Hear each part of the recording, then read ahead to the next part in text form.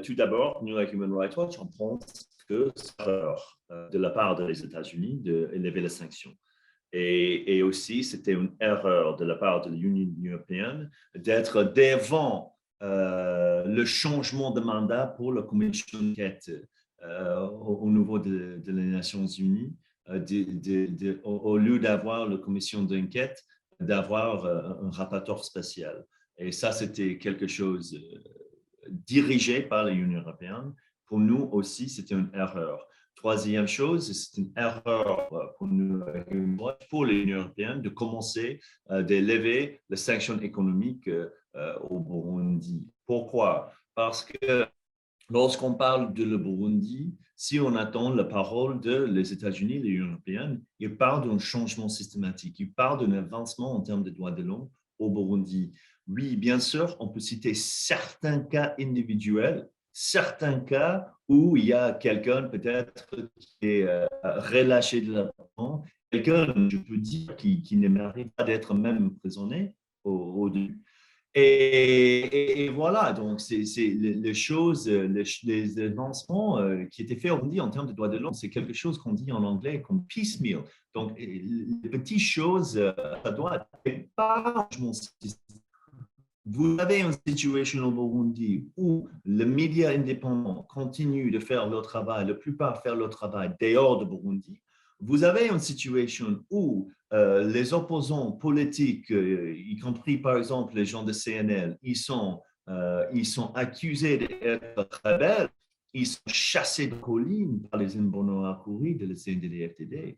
Vous avez une situation au Burundi actuellement où on continue de trouver le cadavre, particulièrement dans le fleuve de Ruzizi.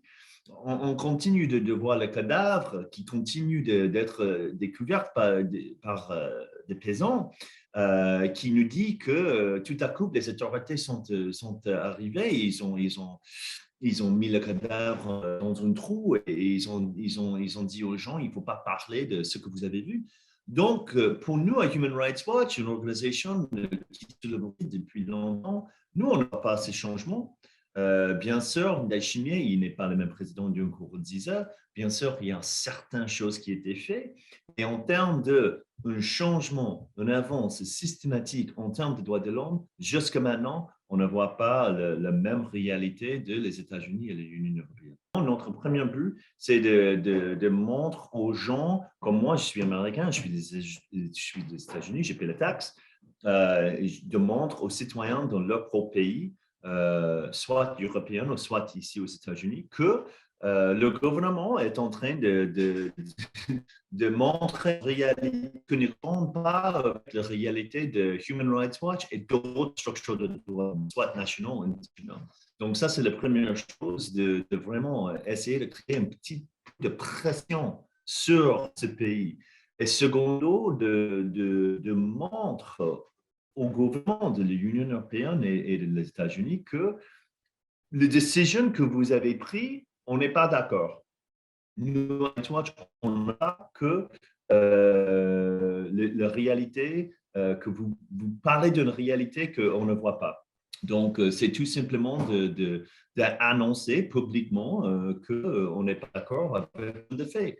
Et Human Rights Watch, on critique les États-Unis, on critique les pays de l'Union européenne, on ne travaille pas pour eux. Donc, ils ne sont pas forcément obligés d'être d'accord avec notre point de vue.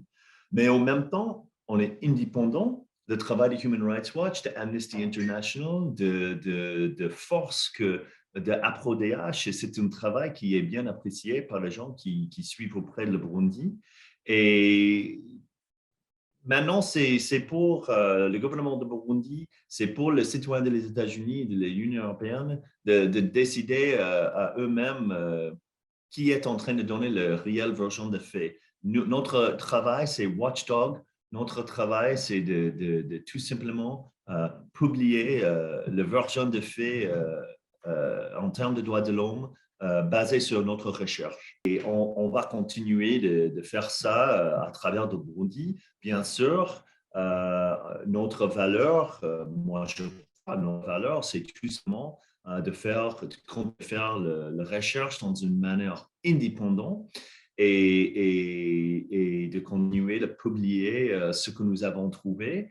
Et parfois, comme l'article qu'on a lancé aujourd'hui, de continuer de faire un petit peu de pression sur le bailleur qui continue de soutenir le gouvernement de Burundi.